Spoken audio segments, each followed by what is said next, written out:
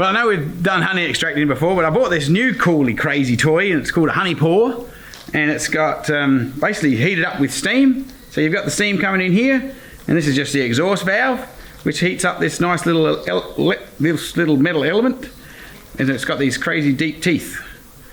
And the idea is that you can cut through the caps, and you don't rupture up so much of the honey stuff, so you end up with anyway, you'll see in a minute. You end up basically with lines in the caps rather than taking all the caps off. And it seems to work a treat. I've had a bit of a crack at it and thought, shit, we better show you how cool this is.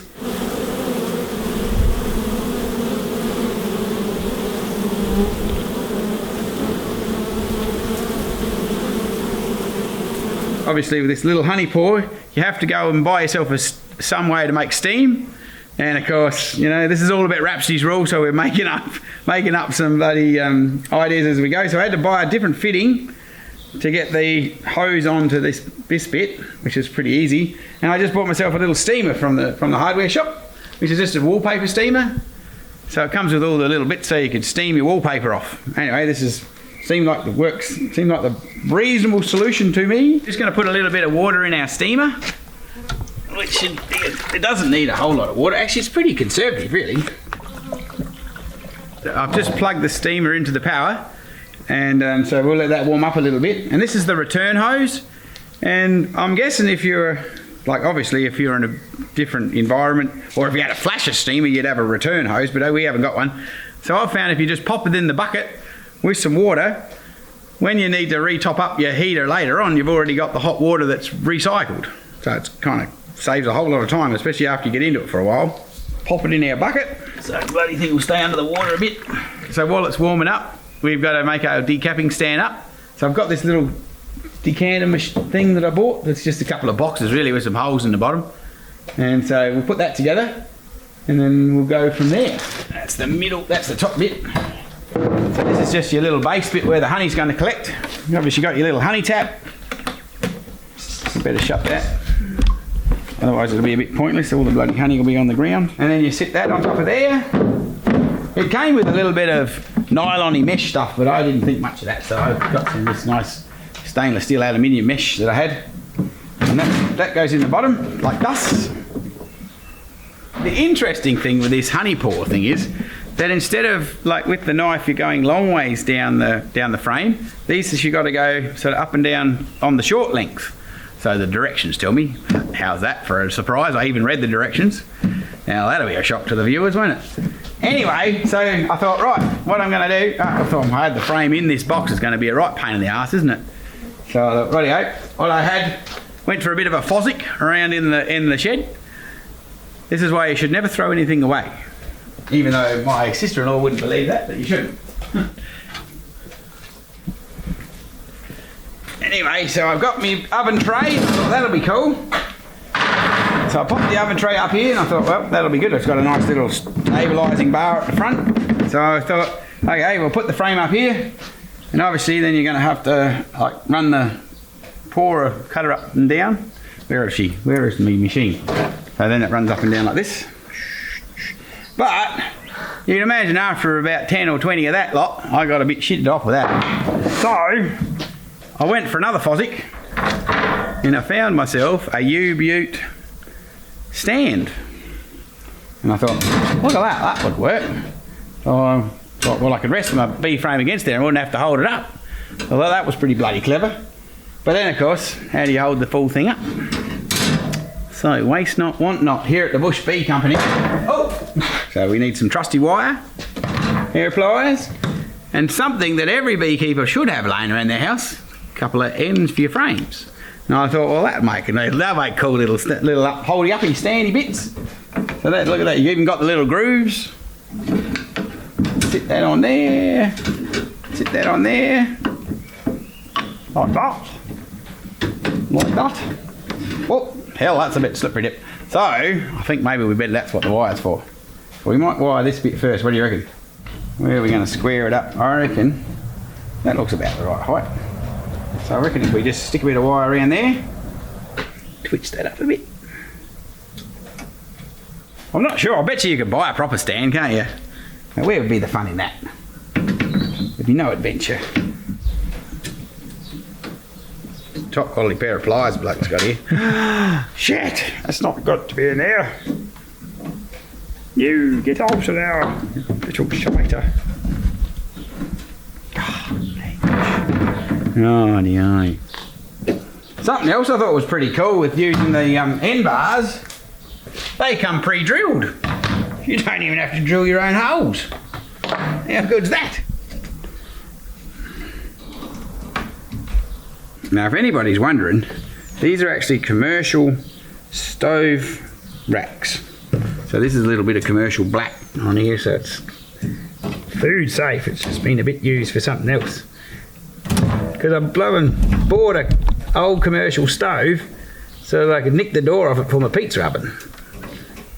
And I thought, well, I threw most of it away, but I kept these racks because I was going to make myself a cool American style barbecue, but golly gosh, I got a bit distracted being a beekeeper. Is that stupid thing warming up? Doesn't sound like it. Did you turn it on? Yeah, well, I plugged it in. I don't think it turns on.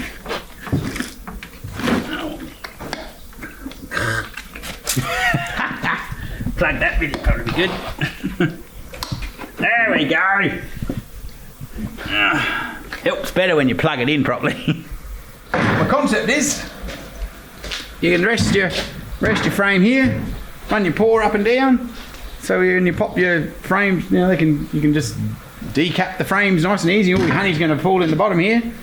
And I like this little lip bit because then you can't push the full thing off. So it was almost purposely designed for the job. As a matter of fact, it almost works so good that I'm not sure whether I want to buy the commercial version of it.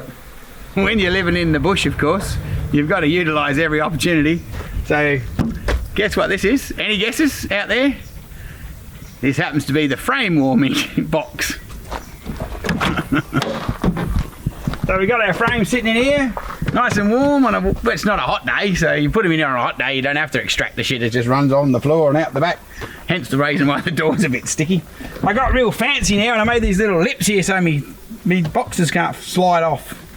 Still bloody heavy to lift. Oh, I think I need myself a proper carry-on. Oh my God. So, and the girl's getting warm now, I reckon. Oh, she's starting to feel hot. So when you get this from the factory, comes with these two little outlets, like this, just this basically this adaptation. I've still got the other one, believe it or not, in the box. But that jolly hose is pretty hot. And this hose actually comes with the steamer from the hardware store. And it's supposed to be so you can get your top. So I just went down the shop and bought a little 10mm nipple, screwed out that one, put the nipple in so I could actually thread this straight on. And then you've got sort of like the feeder hose, it's got a bit of insulation. And I'm reckoning if I got motivated I should put a bit of insulation on that, but my patented design here actually gives it somewhere to stay away from your hand if you start from that end and work that way. We're just doing this to show you. So it'll probably take me longer to clean up than it will to bloody get that bit of honey we've got here. But I thought it was worth doing while the man was home. Anyway, so you rest your frame up there like that. Obviously you gotta hold on to it. And I found if you start from this end and you just put that on there where it's nice and hot. The thing I really liked about this deal though, like is anybody who's got a normal knife cutting the caps off, the bloody frames are never quite even, are they? I mean, this is pretty good, this one, but in the grand scheme of things, you got to go around corners and stuff around and try and get into the grooves and stuff. Well, this groovy thing's got the angles in it, so you can go all around and cut different angles. Very fresh, this honey. Oh, very fresh little comb. Pop that in our extractor. Hopefully there'll be enough of these few little frames to make the thing run.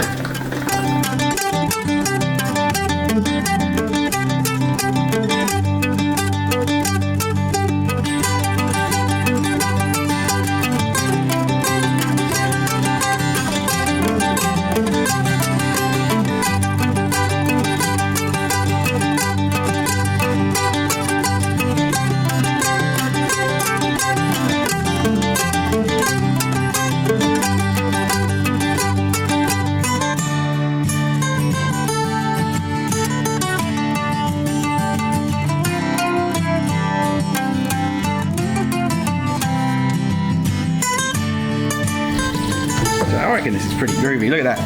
That's been extracted really nice. This is super fresh, first time out of the spinner, and you use an old knife on that, geez, usually bits and pieces of crap going everywhere.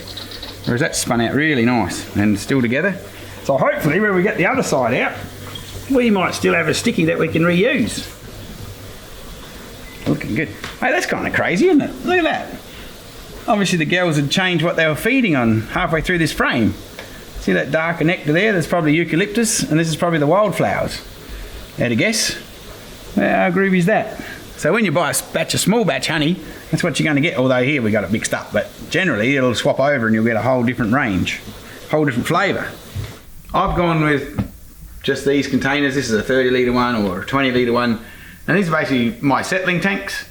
So as you've seen out there, we filter the honey just to get the wax and muck out of it, and then you let it settle. So all the sediment will come to the top. I don't know if we want to lift the lid off, do we? So you get a little bit of wax sediment on the top. So anyway, so you let it settle here for, I don't know, about a week, I suppose. Well, it depends, but yeah, it usually ends up being a bit more than a week, but that would be a minimum. And you just get these cool little honey taps. Obviously, most people would know what they are, but if you haven't seen them, they're just basically a sliding tap. Now, your little pails, that they come in all different sizes. And there you go. Couldn't get much more natural than that, could you?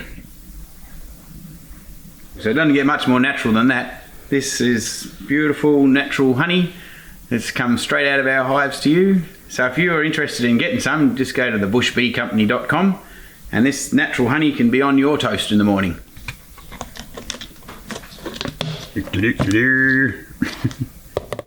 One really cool thing about being a beekeeper, well, cool thing or complicated thing, or whichever way you want to look at it, is that when you do this natural honey production, if I had a fancy ass proper factory and I had real screens and cool shit like that, we wouldn't have this problem. Or adventure, whatever it is. Anyway, we have this leftover honey. After you strain the honey and you get to the last little bit that's got a bit more pollen and a little bit more impurities in it, they won't go through the sieves.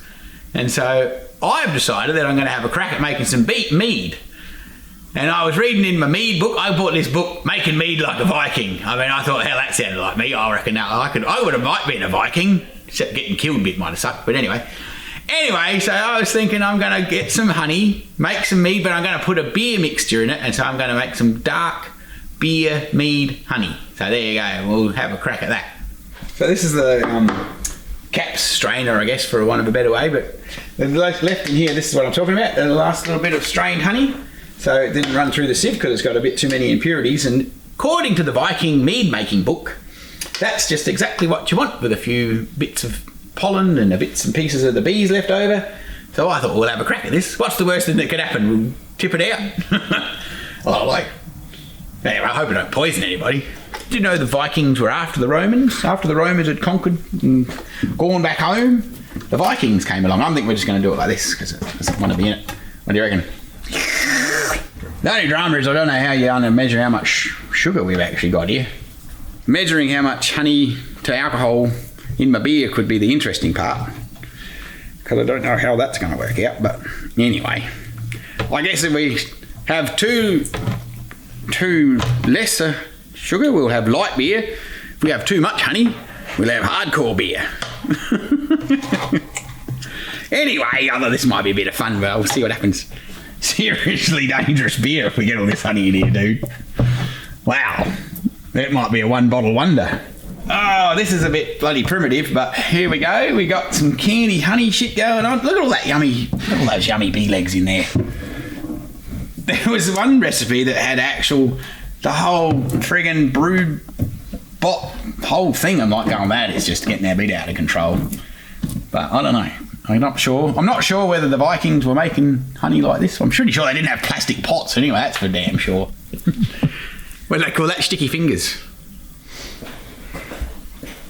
So in the Viking honey mead making book, they're talking about making malt and barley and hops and God knows everything else that they want to do. So slap Mark the bush bee man, he decides he'll just get a can of dark ale that's got hops and malt and barley and stuff all done for him. So anyway, we'll give that a crack. Only thing is, I'm just wondering, beer yeast doesn't actually get much above 6 or 7%. And if we've got too much honey in there, the yeast will die from the alcohol. So I might use a wine yeast which will go up a bit higher.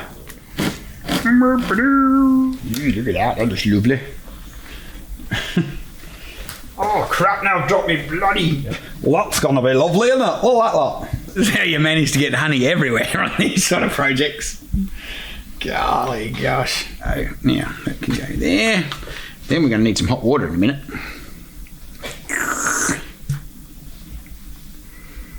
Lovely bit of dark ale. We might just take this into the kitchen since the missus isn't home, and we'll get some hot water in there and dissolve this up, and then I'll take it down the cellar and fill it up with some cold water, and we'll stick its little air tap on, and we'll just give it a week or two. I don't know, that tastes too bloody flash. Maybe that's what the sugar's for. It's going to make you wonder, you know, like back in the day, when our forebears were sitting around the campfire, how the hell did they come up with this crap? Did they have the wheat or the barley or the whatever this is? Now, what's that shit made out of? It's barley, isn't it? Did they have that stored in a cave and then the cave got wet and then the barley went rotten and then they put it out and stuck it in a pot and then they drank it and it all got shit faced? Is that how they made beer? I mean, it kind of makes you wonder, doesn't it? Like, we just take it for granted, but our ancestors must have been messing around and doing some messed up shit. Humans have been looking for a way to avoid, I guess, consciousness ever since ever, haven't they? The Scottish guys, when they figured out how to ferment that spirit off, which would have been very interesting. I don't actually know how they got to that, but then the cool thing I thought was obviously we had a fair bit of crap in it, so they tipped it through the peat moss back there they picked the peat moss up out of the bog and tipped the spirits through that to let all the impurities out. So that was pretty clever, but how messed up is the human race? Anything to get pissed. It's very crazy shit, isn't it? Including myself, here I am, with my arm knee deep in honey and a pot of beer. You reckon this will work? We'll just take this down the cellar so it can brew off. And we'll get on to the real work that we're supposed to be doing today. Obviously that's the wrong lid, dickhead. I'll give that to the cameraman to carry. Oh! Shh. Anyway, we'll see you in the hole. Oh, bloody hell! Yeah, at least people know why I'm happy. Believe it or not, all of this filming is generally done sober or strung out. Now, of course, if you know anything about homebrew, you've got to get the temperature right, so we'll have a look at that. Oh, shit! Temperature gauge on the side in a minute. Should be a nasty brew. Look, we're going down to about 34, which is all right. You want it round about here somewhere, about 30-ish. I haven't read the directions on the beer packet for a while, so I'm not sure what temperature we're meant to be at. Perhaps I should get the directions.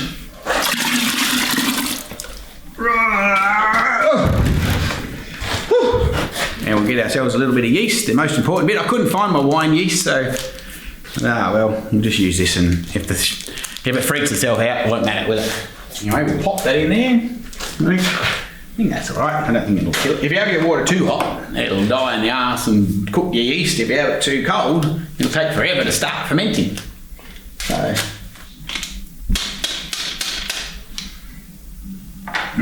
what would Jamie Oliver say? We'll just whiz it up a bit. Tell you what, this might take more than a bit of whizzing. we might need Merlin actually to whiz this shit up. Put our lid on, which is the right lid now.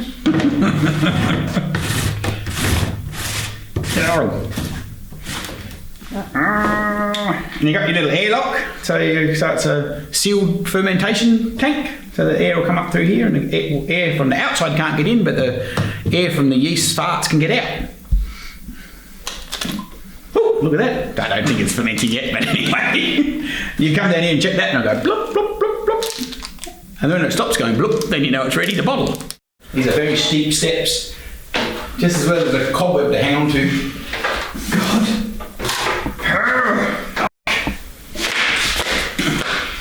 Okay. Welcome to the den of iniquity. Crap. This seriously boiled its arse off, by the way. It's like, I don't know how potent this crap's going to be. I've stole some caster sugar.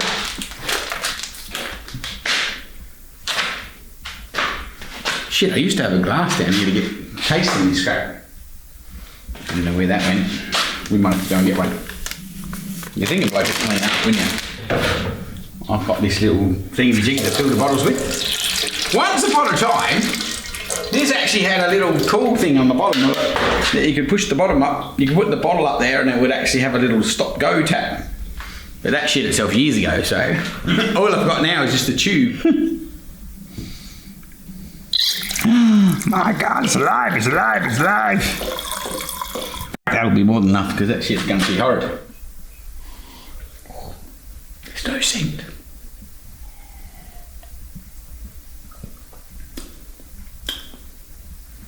That might actually be alright.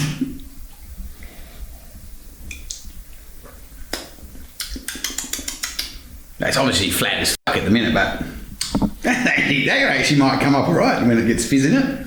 Or it might blow up the cellar, but anyway. Looks like bloody dishwater really, doesn't it? But shit, I tell you what, if you wash your dishes up in that crap, you'd chuck that out, wouldn't you? I love you Norwegian cousins. This is fucking awesome shit. Wow. Now, that shit's going to kill you. By the way, back in the day, I used to do this in stubbies, but I'm such a lazy prick because it takes so long and you got to open too many, so I just got long necks now. You got to love Coopers, they actually still got proper crown seals. Anyway, so that's my plan, so then you only have to open one, hang on, 700, what's 375, is that half a bottle in it? So you only have to open one bottle so often, so you don't have to walk to the fridge so often. That's good. It's not even mouldy in the bottom of that shit. That doesn't, if we don't rip this crap, we might actually make something nice here. God, I haven't made beer in years. I have no idea. Is anybody counting? Anybody good at maths? I don't really know. I've got roughly 20 litres. I've got 750ml bottles. How many bottles am I going to need? Any clues? I haven't got my phone, so you know what I'm going to do? I'm going to go with that many, and then when we need more, we'll do that. Because that's how slack I am. Saves me adding shit up. But how cool is this? Look at this. You can go to the... Actually, you guys in America, you get a Home Depot, but we've got some crazy homebrew shops. And you... That's distilled. Anyway, you get this cool little 2 teaspoon thing, so you don't even have to bloody measure your shit. How good's that? Of course, waste not, what not. I've got an old can. Wonder why they were called crowns. Do you wonder why a beer bottle had a crown? I mean, that's kind of weird, because I mean, I'm sure the kings of old didn't drink beer. They were drinking wine and champagne and shit. So was that just the peasants' version? Hang on, not virgin. The peasants' idea to say that we're going to have a crown on our drink. Because, you know, like, I can't imagine the kings drinking beer. I mean, shit. Maybe it's because they look like a crown. Look at you digesting the logic. I love the way you think.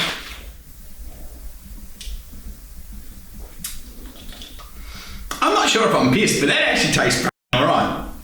If that had bubbles in it, you know what? I reckon if you had some mead homebrew with a bit of stout in it, or whatever that was, dark ale or some shit, you know what? If you want to get f***ed up here in Oz, or over there wherever you are, you can just email me and we might put this shit together.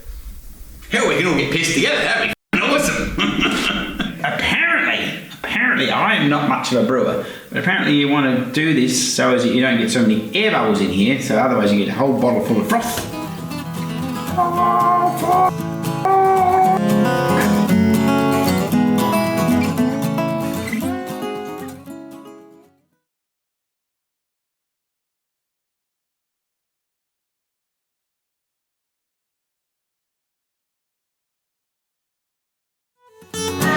Okay, well, take that off there.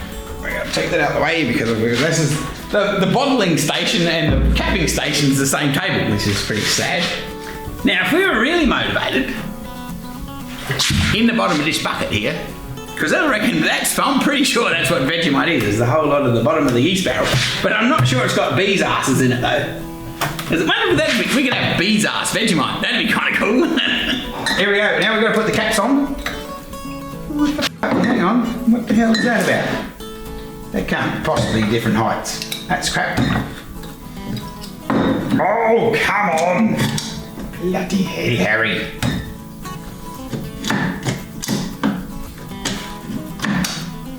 Anyway, we're going to put a crown seal on here. Oh. And we'll give the sugar a little shake. And then put below with happy days.